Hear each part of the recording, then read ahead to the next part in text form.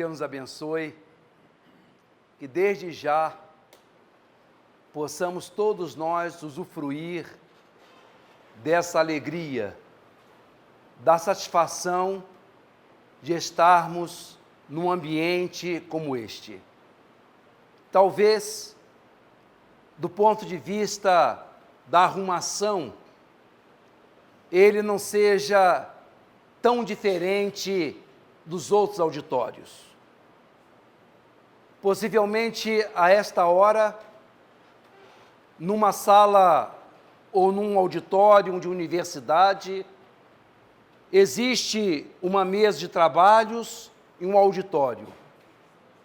Num clube, numa igreja, a conformação do ambiente, portanto, é muito semelhante. Porém, nós estamos no Centro Espírita Consolador.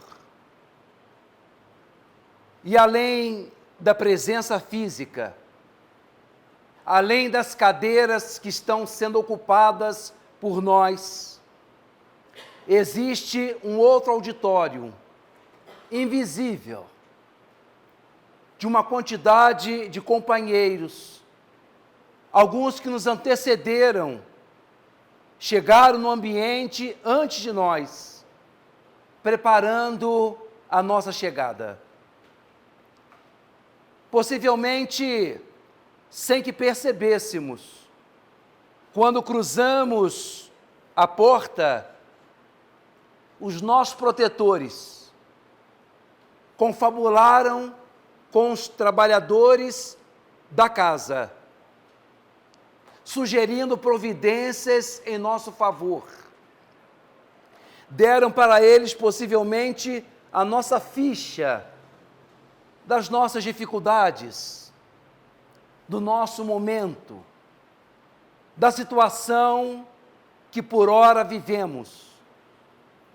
E durante esses minutos que aqui estivermos, recursos inúmeros virão em nosso favor.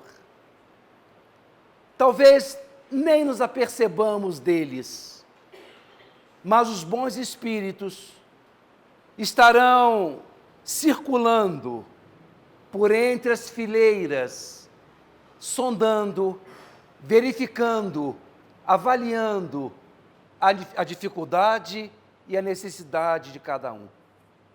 Então, que possamos, queridos, perceber que estamos num auditório diferente, estamos numa assembleia diferente. Aqui se conjugam os dois planos, o visível e o invisível. Eu quero também manifestar a minha alegria por mais uma vez retornar ao Consolador de Rio Preto. Esta casa que cheguei pelas mãos bondosas e carinhosas do meu querido amigo Romeu Grise, que pela presença de familiares e amigos, certamente, ainda que os nossos olhos físicos não consigam registrar, certamente, o Romeu e tantos outros companheiros se fazem aqui presentes. Então, nesse conúbio de forças, nessa união de interesses e vibrações, nós agradecemos a eles e aos amigos por mais uma noite em que estaremos refletindo em torno da mensagem espírita, da mensagem do Evangelho, da mensagem que espiritualiza. Que Deus nos abençoe. Nos primeiros 10 anos da nossa era, conhecida como a era cristã, viviam, embora afastados, morando em locais diferentes, 2 meninos, 2 crianças, fadadas a se transformar em marcos em sinalizadores de grandes processos espiritualizantes no mundo. Um deles, perdido lá pelas montanhas de Nazaré. Este nem nome parecia ter, pois chamavam-no o filho do carpinteiro. Um outro, nascido em Tarso, na Cilícia. Segundo alguns, de saúde precária. Alguns, segundo as tradições, descrevem-no como um sujeito baixote, atarracado e forte. Enquanto outros se referem a ele como um tipo esguio, longilíneo, magro, alto, calvo. Nos referimos àquele que depois seria conhecido pelos séculos afora, por mais de 2 milênios, seria conhecido sob o nome de Paulo de Tarso, o advogado dos gentios. Quem foi Paulo, queridos? Deixemos que ele mesmo se apresente. Sou hebreu e filho de hebreus, circuncidado no 8º dia. Fui fariseu em face da lei. Sou natural de Tarso, cidade nada obscura da Cilícia. Sou cidadão romano de nascimento. Ali pelos seus 5 ou 6 aninhos, semelhante a qualquer filho ou neto nosso dos dias atuais, Paulo passou a frequentar o que na época seria um jardim de infância. E podemos imaginar aquelas mãos pequeninas e trêmulas, tomando de um estilete e tentando fixar numa tábua coberta de cera, a que chamavam de triptícia. Ali aquele menino, sendo alfabetizado no hebraico, ensaiava os primeiros caracteres da sua língua mãe. Aos 11, 12 anos, teve ele de memorizar o capítulo 5º e 6º de Deuteronômio, que se constitui como que resumo da lei mosaica, e decorar o Salmo 118, que é um cântico muito comum, cantado nas comunidades, nas liturgias judaicas.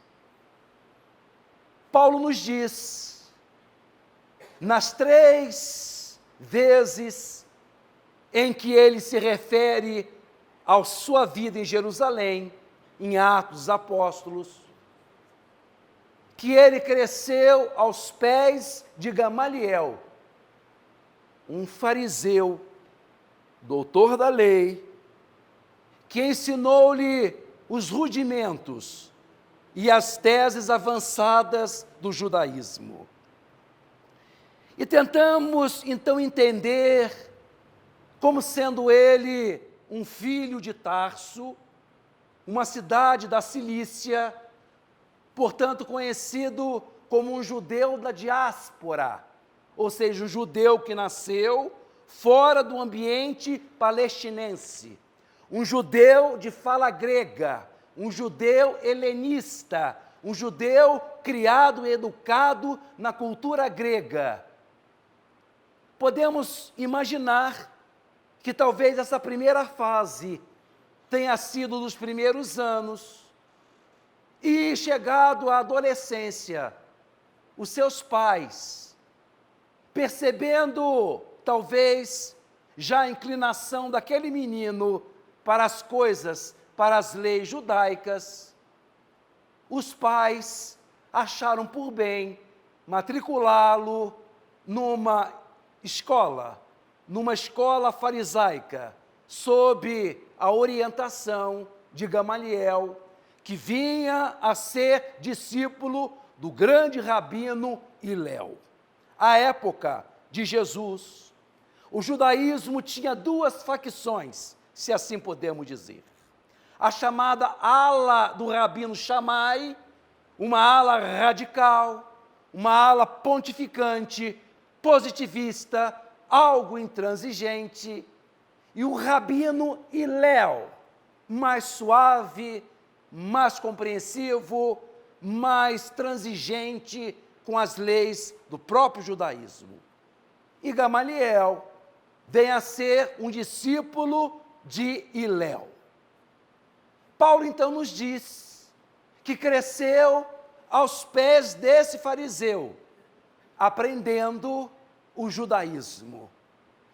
E isso se faria presente quando, nos seus textos, nas suas epístolas, Paulo, em vários instantes, vai recorrer à sua memória gigantesca, que, por sinal, não era muito diferente das pessoas da época, imaginando que houve um dia em que a oralidade era mais importante do que a escrita. Admite-se que aqueles tempos antigos, 97% da população era analfabeta. As pessoas falavam, mas não sabiam escrever.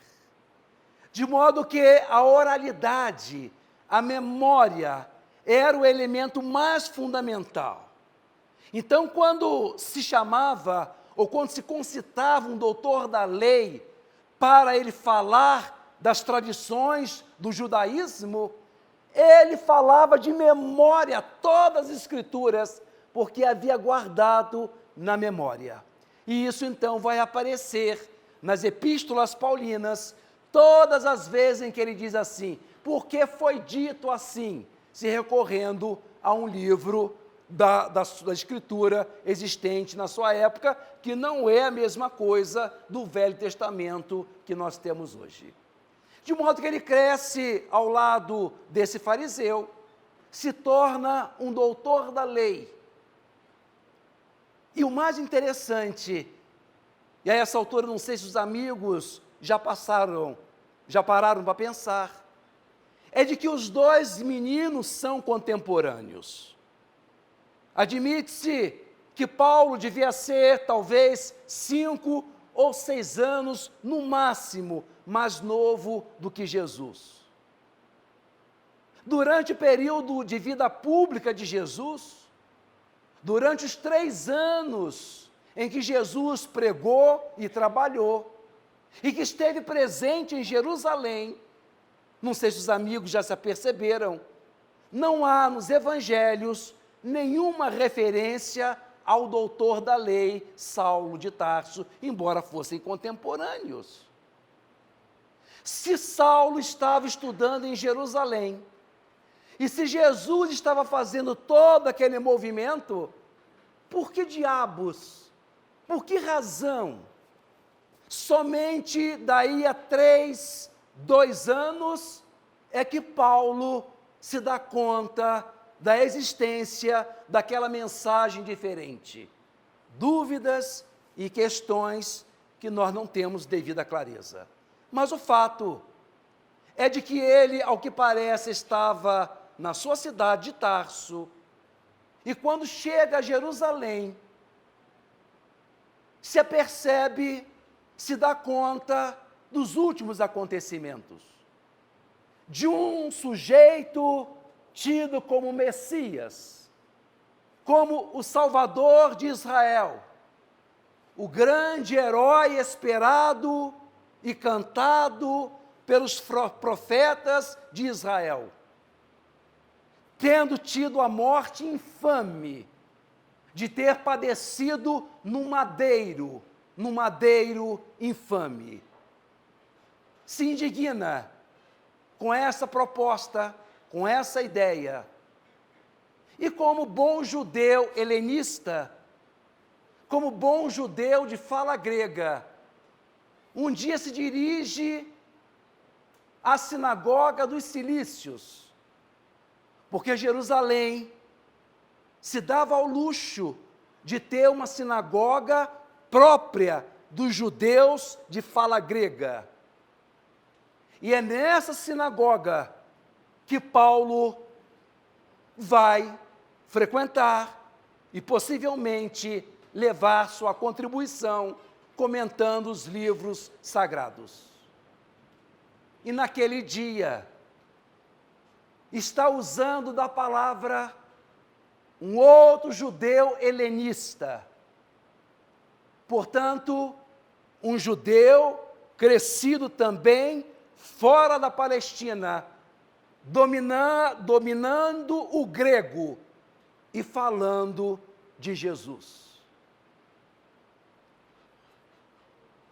O que terá Estevão falado para incomodar tanto Paulo? É uma questão interessante. Eu avento algumas possibilidades no capítulo sobre a conversão de Paulo. Por que é que o advogado dos gentios, de alguma forma, deixa Pedro, Barnabé, Tiago, João, sem grandes incômodos, e dirige a sua artilharia, a sua guerra contra aquele convertido, aquele judeu, grego, helenizado, convertido a Jesus? O que terá Estevão falado para incomodar tanto o doutor da lei, a fim de que ele, segundo o que nos narra Atos dos Apóstolos, capítulo 6, no episódio do apedrejamento de Estevão, se oferece para segurar as capas daqueles que deveriam atirar a primeira pedra. A cena parece assim. Parece que a capa, de alguma forma, incomodava o movimento de atirar. Então era comum que alguém ficasse como uma espécie de cabide ambulante, segurando as capas daquela primeira turma escolhida para atirar a primeira pedra ao infamante. A ordem do apedrejamento devia partir de um doutor da lei. Segundo Deuteronômio 17:7, ninguém mais tinha autoridade para aplicar a pena máxima que o judaísmo podia aplicar a alguém. A crucificação era uma penalidade da prerrogativa romana e não judaica, por isso que Jesus foi julgado e condenado pelo Império Romano. Mas o que teria Estevão falado? De modo a que ele, além de segurar a capa dos que deveriam apedrejar, na condição de doutor da lei, dá a ordem, nesses termos: testemunhas à frente, atirai a primeira pedra.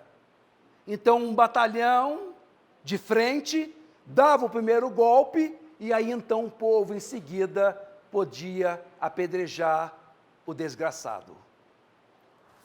Estevão cai de joelhos. Os olhos do levita projetam-se para o infinito. E ele exclama: vejo o céu se abrir, e o Filho do Homem sentado à direita de Deus Pai. depois desce o olhar, mira-o na direção do seu verdugo, daquele que tinha autorizado o apedrejamento, e já com os olhos banhados de sangue, ainda tem forças para dizer: Senhor, não lhe imputes este pecado. Fecham-se aquelas pupilas para sempre, para se acenderem numa dimensão mais alta e mais ampla. Quem ousaria dizer, queridos? Quem ou me imaginaria pensar que daí a 2 anos, não mais, Paulo tomaria o lugar de Estevão e, como um outro judeu helenista de fala grega, romperia as barreiras do mundo para anunciar Jesus como estava fazendo Estevão. Era uma questão de dívida, era uma questão de dívida dele para com Estevão. De modo que ele se converte, mas antes disso, toma para si a responsabilidade de exterminar com o cristianismo, principalmente nas células gregas. Uma outra questão interessante, porque enquanto a igreja de Jerusalém ficou tranquila, ele junta alguns cavaleiros e vai para Damasco, para acabar com uma outra célula cristã, conduzida também por judeus helenistas, judeus convertidos ao cristianismo de fala grega. E é nessa trajetória, é nesse caminho, que que durou 1 dia e meio, já vendo de longe o casario da capital da Síria. É nesse instante que ele experimenta a grande revolução na sua vida. Vê surgir à sua frente um vulto, banhado em luz, tangibilizado em névoa vibrante e radiante. E esse vulto vem a ele e diz: Saulo, Saulo. Ele, a essa altura, já havia caído do cavalo. Saulo, Saulo, por que me persegues? Pela primeira vez na história, a ovelha perseguida, ao invés de correr indefinidamente do lobo, volta e pergunta ao lobo: afinal de contas, o que você quer de mim? Quem sois vós, Senhor? Quem sois vós? Certamente deve ter pensado Paulo, deve ter sido Elias que voltou, um dos grandes profetas que morreram e retornaram.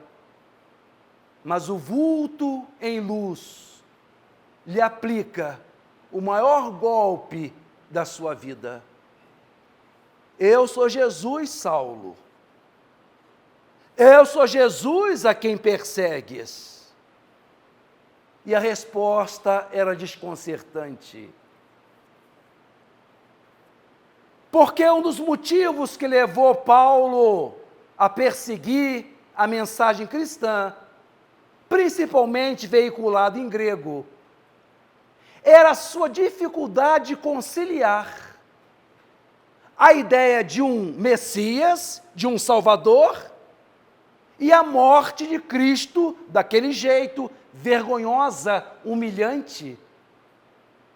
Como que o herói de Israel, como que o ungido do Senhor, esperado durante tanto tempo para conduzir Israel à sua glória, à sua destinação última, havia tido aquela morte infamante no madeiro vergonhoso.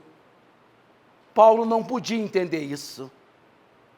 Como que Deus havia permitido que o grande herói do seu povo pudesse padecer daquela maneira humilhante, como que acendrar a derrota e a humilhação de Israel. Como doutor da lei, como um fiel doutor da lei, dirá ele em Filipenses depois, rígido, zeloso da lei, ele não podia entender isso. Mas como fariseu, Paulo havia aprendido desde o século II antes de Cristo a ressurreição dos mortos. Sabia ele, como fariseu, que algumas almas, elas retornavam através da ressurreição. E era Deus quem escolhia essas criaturas. E é o primeiro impacto que ele tem, quando diante de Damasco, ele vê que o desgraçado que havia padecido na cruz, havia sido escolhido por Deus para voltar. E aí, é nesse instante que Paulo refaz a sua compreensão.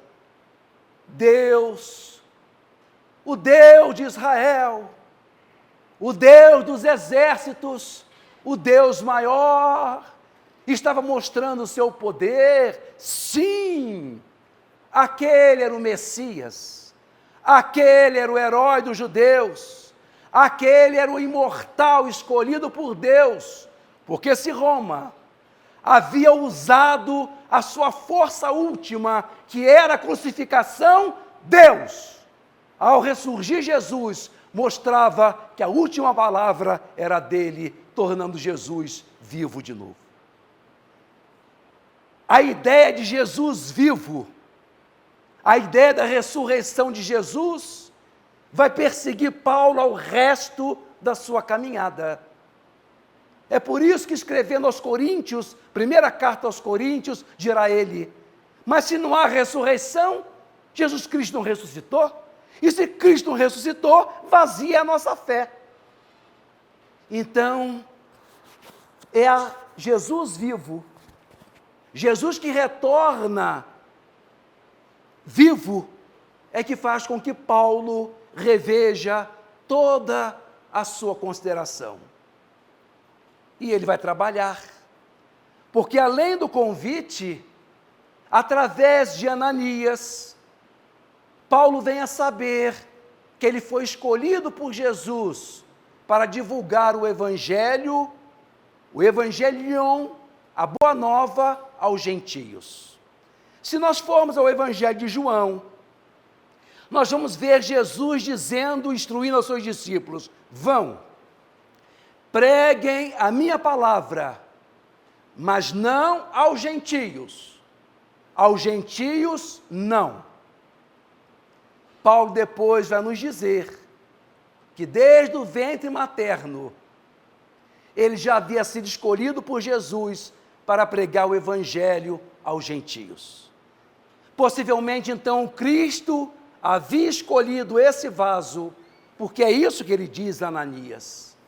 Quando Paulo cai do cavalo, vê Jesus e se dá conta do erro que era a sua vida até ali, ele se torna cego. E nesse mesmo instante, em que se dirige para a rua direita, na pensão de um tal de Judas, Jesus aparece ao seu dileto companheiro, aparece a Ananias e diz, Ananias, é importante que vás à rua direita, na casa de Judas, e lá encontre o doutor da lei, Saulo de Tarso, e é importante que você lhe restitua a visão por cura. O discípulo redargui, reforça, combate, questiona e diz, Senhor, eu ia ao encontro do perseguidor? não sabia o que havia ocorrido no deserto. Eu ia ao encontro de Saulo de Tarso, o grande destruidor da nossa causa. Jesus então vira-se para Ananias e diz: Ananias, vá estar com ele. Vá estar com ele, porque ele está orando. E homem que ora não pode ser um homem mau. Restitua-lhe a visão, porque ele é o vaso que eu escolhi para pregar o evangelho aos gentios. Precisava ser um homem de fala grega, precisava ser Paulo, e ele então absorve a sua missão de pregar o evangelho para os gentios. E surge para ele então um outro desafio. Como fariseu nato, conceber Israel como a nação eleita do Senhor, como a nação das bênçãos de Deus. Como que poderia ele incluir os gentios, já que não eram filhos de Israel? E isso vai obrigá-lo a também redefinir Israel. No capítulo 9 a 11 de Romanos, Paulo vai mudar a sua forma de se referir, não mais aos judeus, não mais a gregos, e sim a Israel. Porque enquanto o judeu refira-se a uma etnia, Israel é um princípio de crença e pode abrigar a todos.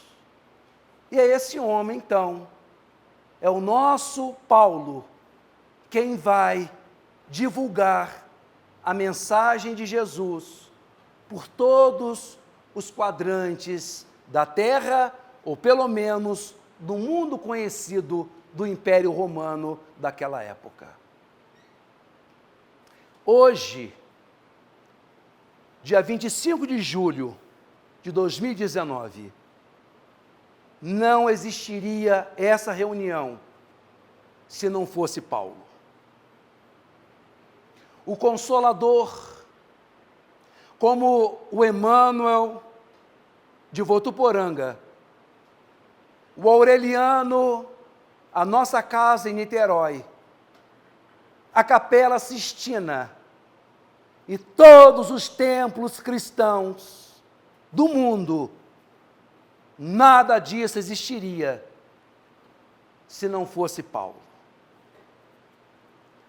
Não teríamos o feriado do Natal, a Páscoa. Não conheceríamos a pintura de Rafael, nem de Michelangelo pintando a Capela Sistina. Não conheceríamos o livro fabuloso de Agostinho, Confissões, e nem a obra de Dante, a Divina Comédia. A história do mundo, principalmente a história do mundo ocidental, seria outra coisa completamente diferente do que é hoje, se não fosse Paulo. Se não fosse Paulo, o Evangelion, a Boa Nova, ficaria circunscrita às terras do judaísmo, à conformação do judaísmo, e não ganharia o mundo. Foi através de um fenômeno mediúnico, e nós desconhecemos isso. Foi através de um fenômeno mediúnico que começa a epopeia cristã. Nasce o cristianismo a partir de um fenômeno mediúnico. Paulo se dirige a Troade, hoje Sakale, na Turquia. Se dirige e se encontra numa gruta. Dirá Atos dos Apóstolos, porque o Senhor não deixou que Paulo pregasse na Ásia, e o Espírito Santo não deixou-nos ir para a Bitínia.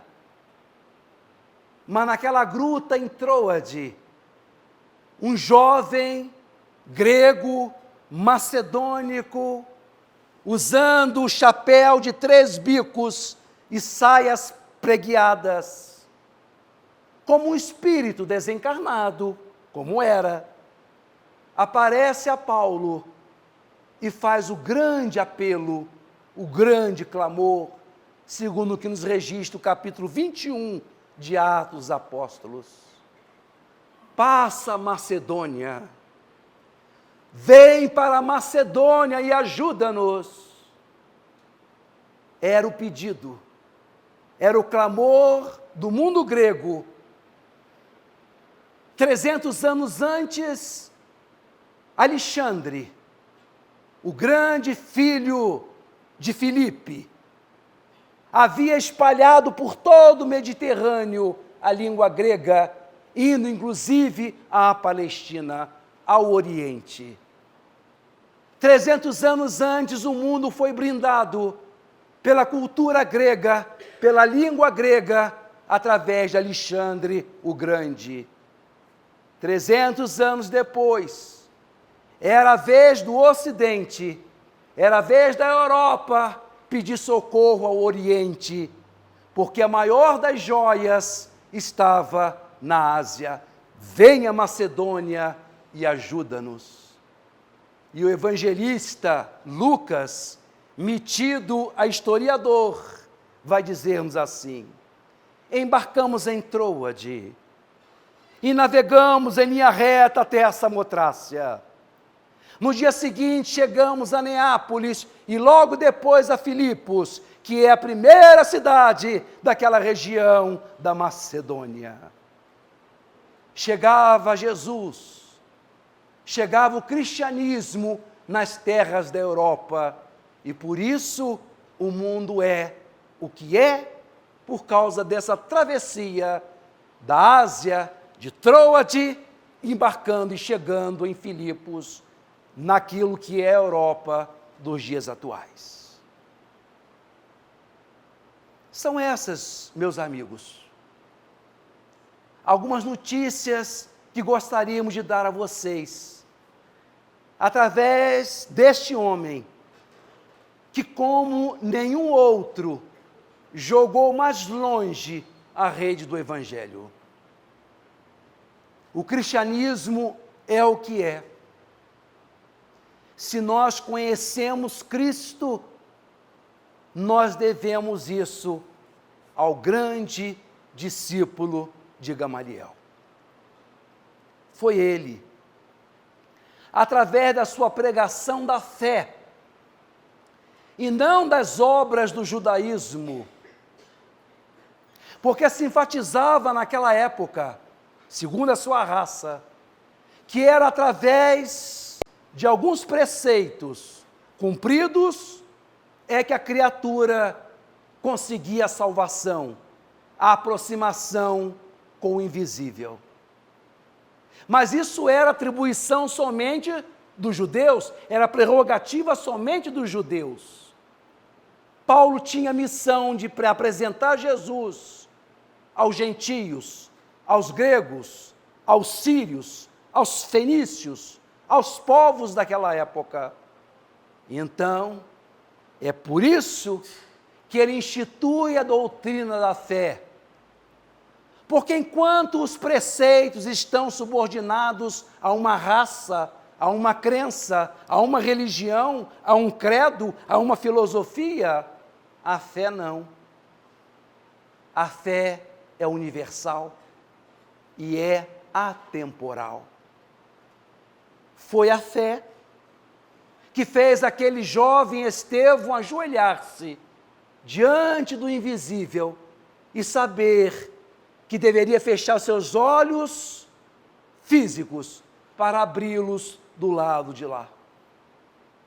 Foi esta fé que esteve presente no coração de Inácio de Antioquia, quando escreve aos cristãos de Roma, pedindo-lhes que não interviessem, porque ele deveria e queria dar o testemunho da própria vida em nome de Jesus.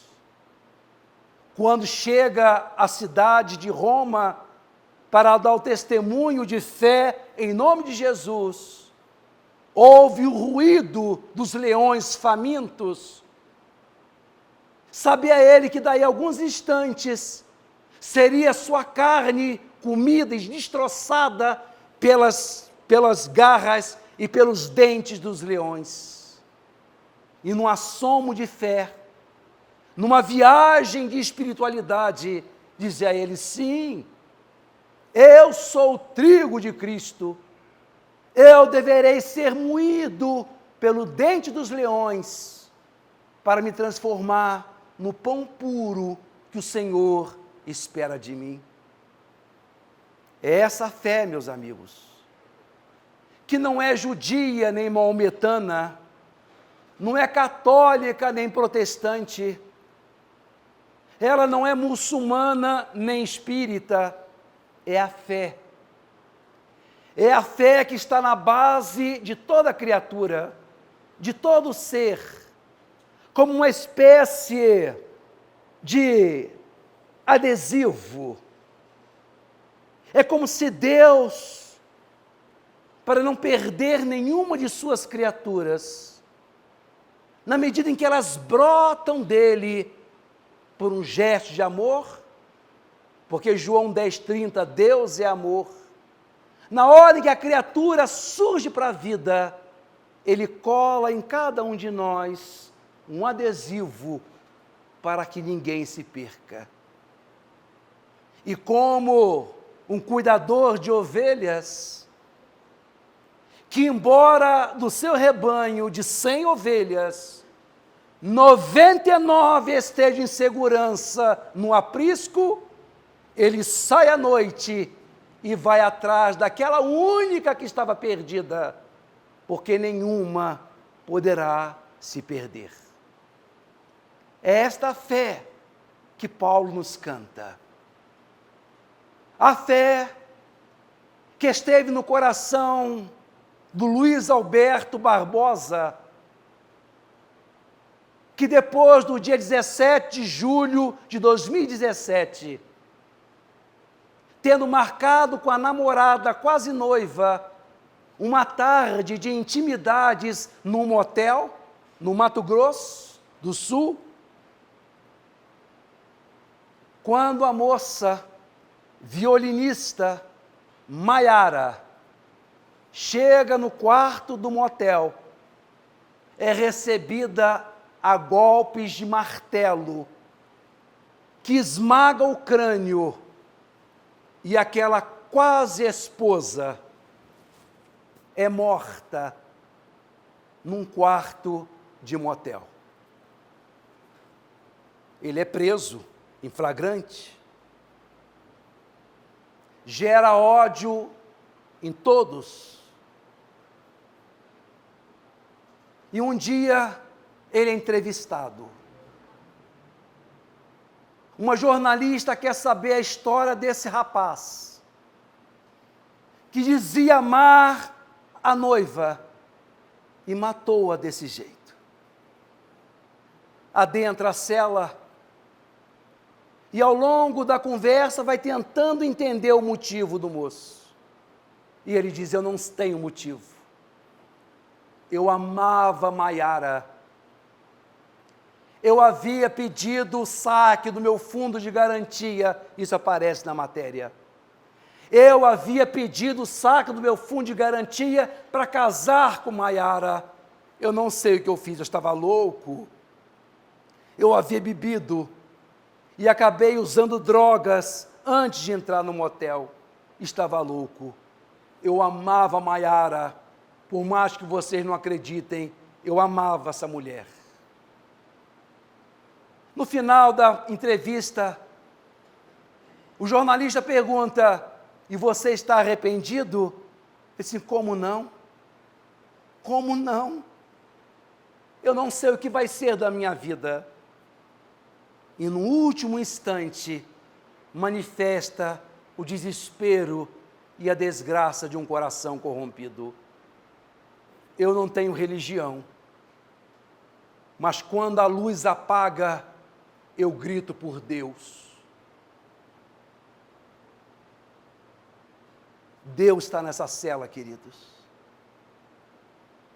Deus está nesse coração que matou uma noiva, porque os seres humanos são enormemente, demasiadamente, diria Paulo, inexcedivelmente amados por Deus. E ainda que cometamos coisas horrorosas, ainda que nos envergonhemos perante nós mesmos, Deus nunca desiste de nós. É essa fé que Paulo cantou. E hoje mais de 2 bilhões de pessoas, ao ler suas epístolas, se envanecem, se emocionam, se dirigem para Deus, certos de que nada pode nos afastar de nós, do nosso destino de Deus. Então, Paulo é o apóstolo da fé. Paulo é o grande paladino da fé. De novo, dessa fé que às vezes é muda, uma fé que às vezes não consegue nem dizer, nem se expressar, nem relacionar coisas, crenças, mas sabe por dentro que é filha de Deus, que é criatura de Deus, e sabe, entende que é assim para todos nós. Talvez, e já encerrando o comentário da noite, talvez não tenhamos na atualidade nenhum episódio mais revelador dessa fé que está em todos nós, do que aquele triste acontecimento ocorrido no município de Brumadinho, a nossa querida cidade de Brumadinho, hoje sob escombros de lama. Logo que aconteceu o hórrido, o terrível acontecimento, as autoridades se mobilizaram e bombeiros de todos os quartéis se mobilizaram para salvar as pessoas em vida e resgatar muitos que já estavam mortos. Uma grande força foi organizada. Os nossos heróicos, os nossos heróis bombeiros se enxafurdaram na lama, sob risco de morrerem, às vezes para resgatar um corpo morto, porque achavam que, embora morto, merecia dignidade de um enterro. Mas as forças brasileiras, sempre fálidas, sempre carentes, contou com a colaboração de uma força estrangeira. Os nossos bombeiros eram pessoas tão inclinadas para Deus, que quando encontravam um corpo na lama, portanto um defunto, que não tinha mais o que fazer porque estava morto, os nossos heróis, exaustos, exauridos, ainda arranjavam forças para fazer uma pequena oração, como que pedindo aos céus que recebesse aquela alma. Bombeiros, policiais bombeiros, conseguiam aquele instante de sentimento e oravam em benefício de um sujeito ou de uma mulher que eles nunca tinham visto, mas oravam a Deus, pedindo que fosse recebido, fosse onde fosse, pelas graças de Deus. Mas o governo de Israel se compadeceu de nós e enviou para Brumadinho uma tropa treinada de grandes e heróicos bombeiros israelenses. Esses homens deixaram suas esposas, suas vidas, sob pena de perder a vida e vir para um país subdesenvolvido como o nosso, para salvar gente, para tirar corpos da lama. E eles vieram, de coração aberto, sem falar a nossa língua, sem entender a nossa cultura, vieram emprestar a sua força, a sua técnica, a sua capacidade. E as duas equipes então se fundiram no desejo comum de salvar quem estivesse vivo, ou pelo menos tirar da lama quem já estivesse morto.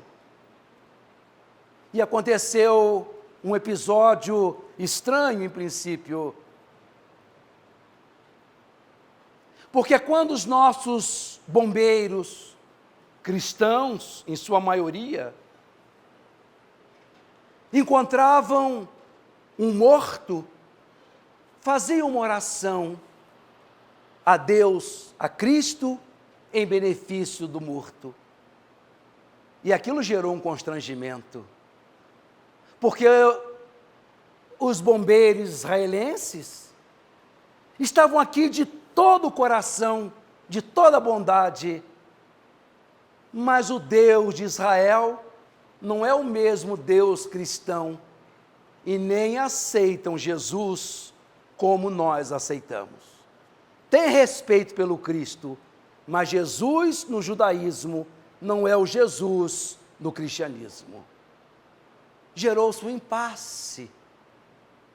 Como agora, de alguma forma, constranger aqueles homens a orar para um Deus que eles não acreditavam, orar para um Cristo que eles não concebiam, não respeitavam? Foi quando alguém teve uma ideia genial, para que não houvesse briga, constrangimentos, optaram para, ao invés de fazer uma pequena prece, optaram por fazerem 1 minuto de silêncio. No minuto de silêncio, os bombeiros judeus ou israelenses podiam orar ao Deus de Israel, assim como os nossos podiam orar a Cristo, porque a fé, meus queridos, é muda, a fé é interna, a fé está na base da criatura, e todo crente, todo aquele que se volta para o Altíssimo, seja ele de qual seja a religião, se ele tem a fé na sua base, ele ora ao seu jeito. E eu pergunto, queridos, e agora já acabando mesmo a palestra, eu pergunto a vocês, qual a melhor oração? Qual é a súplica que Deus ouve com mais interesse? Qual é o pedido que o Altíssimo gosta mais de ouvir? Nesse instante, talvez uma igreja católica esteja realizando um culto. Uma igreja protestante o está. Perdido lá nas regiões do Himalaia, um monge budista se integra e se entrega ao divino, como em Kyoto, também num templo, um outro monge ora de maneira diferente. E eu pergunto a vocês, irmãos, como é que essas orações chegam a Deus? Como é que esses gritos da criatura chegam ao Pai? Será como um vozerio bagunçado, como se fosse feira livre de mercado, em que cada um grita mais alto para ver se Deus ouve aquele que mais grita? Ou será que Deus ouve todas essas vozes, todas essas religiões, como sendo um grande coral em que todos cantam o hino da fé. É essa fé que está no coração, na base, na intimidade, até mesmo daqueles que pensam que não a têm. Me desculpem alongar-me nessas referências do nosso advogado Gentios, desse sujeito que cantou a fé que está presente nos nossos corações.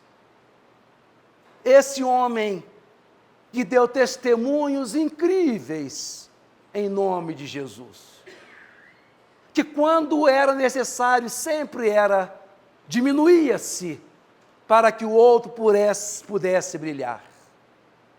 É Paulo, portanto, é Paulo que nos inspira a perceber que as grandezas do mundo nada são diante das grandezas de Deus.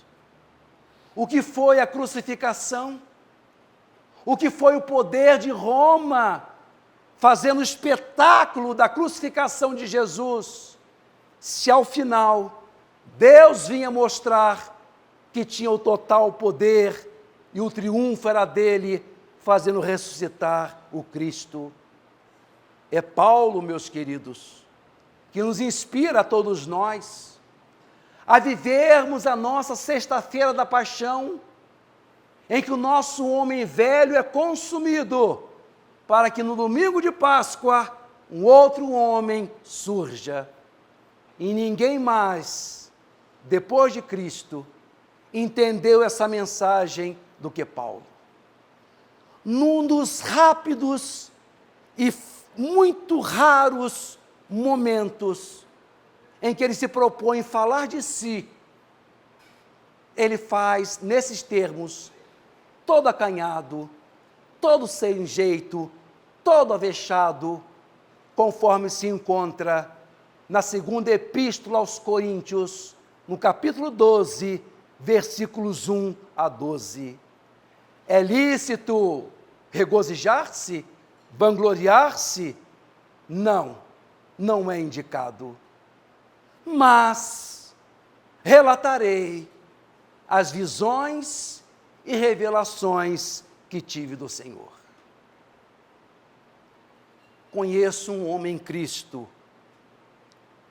que há 14 anos foi arrebatado ao terceiro céu. Se em seu corpo, não sei. Se fora do corpo, não sei, Deus o sabe.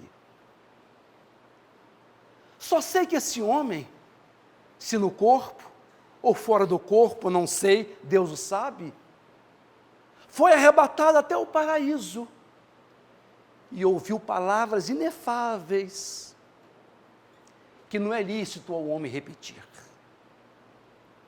No tocante a esse homem, eu me gloriarei. Mas no tocante a mim, só me gloriarei das minhas fraquezas. Porque se quisesse gloriar-me, não seria louco, pois só diria a verdade. Mas não o faço, a fim de que ninguém tenha a meu respeito um conceito superior daquilo que vê em mim e que me ouve dizer. E essas revelações que me vieram eram tão extraordinárias, que para eu não me encher de soberba, foi-me dado na carne um espinho, mensageiro de Satanás, para me esbofetear, a fim de que eu não me exaltasse. A esse respeito, 3 vezes pedi ao Senhor que o afastasse de mim. Respondeu-me, porém, basta-te a minha graça, porque na fraqueza que a força manifesta todo o seu poder. Por conseguinte, prefiro gloriar-me das minhas fraquezas, para que pouse sobre mim a força de Cristo. Por conseguinte, eu me vanglorio das minhas fraquezas, dos opróbrios, das necessidades, das angústias, das perseguições, por causa de Cristo. Porque quando sou fraco, então é que sou forte. Muita paz.